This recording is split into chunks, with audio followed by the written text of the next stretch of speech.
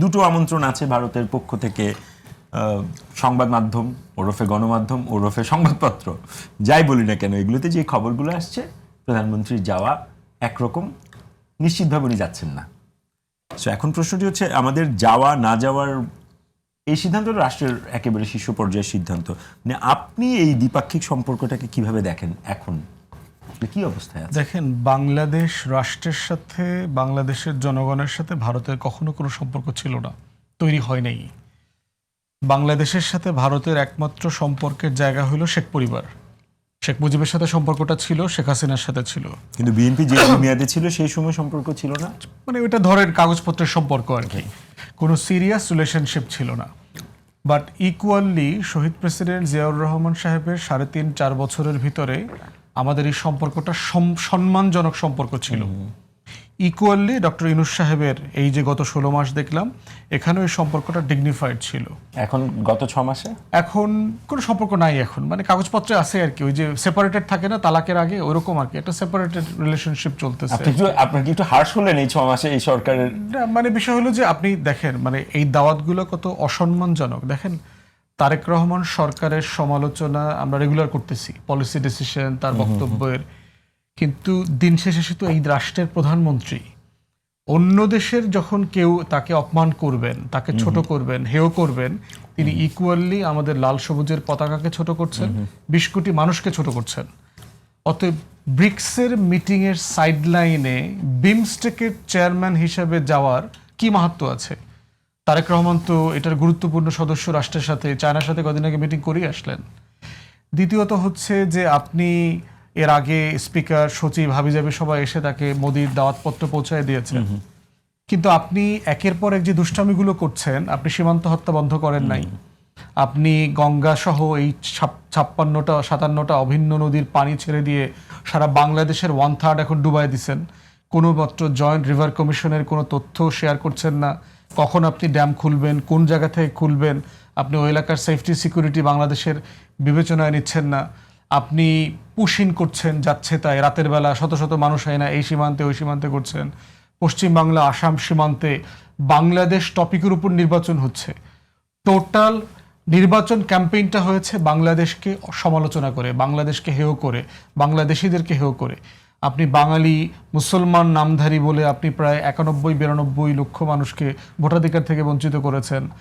আপনি রিসেন্টলি যে দুষ্টামিগুলো করছেন, 5 তারিখে আপনি জানেন যে আমাদের গণ অভ্যুত্থানের গুরুত্বপূর্ণ দিন, সেদিন রাষ্ট্রীয় প্রোগ্রাম ছিল, আমাদের রাষ্ট্রপতিরও প্রোগ্রাম ছিল, ভারপ্রাপ্ত রাষ্ট্রপতির, প্রধানমন্ত্রীরও প্রোগ্রাম ছিল।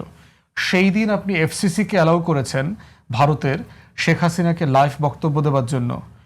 মানে আপনি একদিকে এসে বলছেন আমাদের সব দরজা খোলা, আমরা অপেক্ষা করছি মাননীয় প্রধানমন্ত্রী আপনি কবে আসবেন, কিন্তু ইকুয়ালি আপনি আবার হাসিনাকে দিয়ে যে বদমাইশিগুলো করাচ্ছেন সেটা আপনি আবার অ্যালাউ করছেন। তারা বলতেছে যে জসওয়াল বলেছে যে এটা তো একটা ব্যক্তিগত একটা, আমরা ডেমোক্রেসি হাবিজাবি, জসওয়ালের বক্তব্য ছিল এর সাথে দ্রুততম কোনো সম্পর্ক নাই, আমরা কোনো সমর্থন করি না। রাইট, এখন প্রশ্ন হচ্ছে, এখন एग्जांपल দেই, বলেছিল যে ব্যক্তিগত ভারত এই ধরনের প্রতিষ্ঠানগুলো ইন্টারফেয়ার করে না, এটা করে। এখন एग्जांपल দেই নিয়ন্ত্রণ করে কিনা।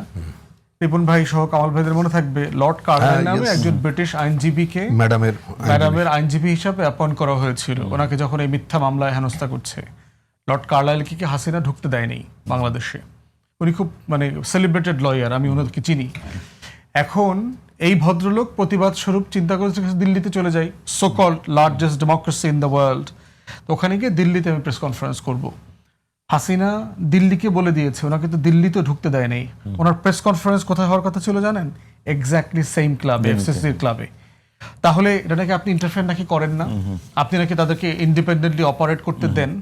তাহলে এখন প্রশ্ন হচ্ছে, এই ধরনের একটা দণ্ডিত, গণহত্যায় দণ্ডিত একটা আসামিকে গণ অভ্যুত্থানের বার্ষিকীতে, যেদিন বাংলাদেশ রাষ্ট্র সেলিব্রেট করতেছে, প্রেসিডেন্ট প্রধানমন্ত্রীর মিটিং আছে সেই দিন, সেই রকম একটা দিনের সন্ধ্যায় আপনি একটা লাইভ প্রোগ্রাম করছেন ইন্ডিয়াতে, আর আপনি আশা করছেন আমাদের প্রধানমন্ত্রী সেখানে যাবে। ইকুয়ালি দেখেন যে হাসিনা না হয় আপনার পালিত পোষ্য গোলাম বহু দশকের, এই বস্তি লীগের যে 2টা পোলারে ধরছেন শহীদ ওসমান হাদিকে খুন করার, ওরা কারা? মানে এই যে অমিত শাহ যে ফোন করে বলেছেন বলে মমতা ব্যানার্জি দাবি করলেন নির্বাচনের পরে যে এটা নিয়ে কথাবার্তা বলতে আমাকে নিষেধ করা হয়েছে, আমি আরো অনেক জিনিস জানি রাষ্ট্রের নিরাপত্তার জন্য বলতে পারবো না, তাহলে আপনি বস্তির দুটো পোলাপনকে আটকে রাখছেন কেন? বাংলাদেশ সরকার রিপিটেডলি চিঠি দিয়েছে কনসুলার অ্যাক্সেসের জন্য, আইডেন্টিফিকেশনের জন্য, আপনি অ্যাক্সেস দিচ্ছেন না কেন? এক্সট্রাডিশন তো আরো পরে। তাহলে আপনি বাংলাদেশের কোর্টের রায়কে সম্মান করছেন না, এক্সট্রাডিশন অ্যাক্টকে সম্মান করছেন না, একটা গণ অভ্যুত্থানে গণহত্যা হয়ে গেছে আপনি সম্মান করছেন না, বার্ষিকীতে আপনি পুরো বাংলাদেশকে অপমান করবার সুযোগ করে দিচ্ছেন, ইকুয়ালি আপনি বিমস্টেকের চেয়ারম্যানের নামে তারেক রহমানকে দাওয়াত দিচ্ছেন, যিনি elected prime minister of the country, yet you are expecting him to have a bilateral visit. মানে এর থেকে তো চরম অভদ্রতামূলক আচরণ আর কিছু হতে পারে না।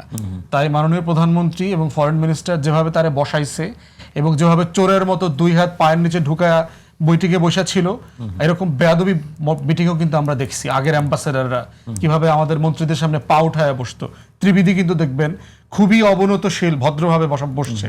এবং তাকে আপনি বাইলাটারাল মিটিং এর ছবি দেখবেন, আমেরিকান অ্যাম্বাসেডারের সাথে তারেক রহমান কিভাবে বসছে, চাইনিজ অ্যাম্বাসেডারের সাথে কিভাবে বসছে, আর ইন্ডিয়ান অ্যাম্বাসেডারের সাথে কিভাবে বসছে। It is absolutely proper counter এবং respectful reaction by the state. এই জন্য আমি মনে করি মাননীয় প্রধানমন্ত্রী এবং বাংলাদেশ সরকারের সিদ্ধান্ত কারেক্ট। তারা সেই সিদ্ধান্ত নিয়েছে জনগণের স্বার্থ, এবং এটা মাথায় রাখতে হবে যে বাংলাদেশে ভারত এবং আওয়ামী লীগের সম্মিলিত নির্যাতনের শিকার কোনো ব্যক্তি এবং পরিবার যদি এককভাবে সবচেয়ে বেশি হয়ে থাকে, সেটা হলো জিয়া পরিবার। শহীদ প্রেসিডেন্টের শাহাদাত, বেগম জিয়ার যত মানে বঞ্চনা, অপমান, বাসা থেকে বের করা, মিথ্যা মামলা, তারেক রহমানের প্রতি যে নির্যাতন হয়েছে, আওয়ামী লীগ যেগুলো করেছে, কোকর মৃত্যু, প্রত্যেকটা ঘটনার সাথে আওয়ামী লীগের সাথে দিল্লি ইনভলভ ছিল। এই দলটা, এই বিএনপিকেই তো হাইকমিশন 15 বছর অ্যাপয়েন্টমেন্ট দেয় নাই।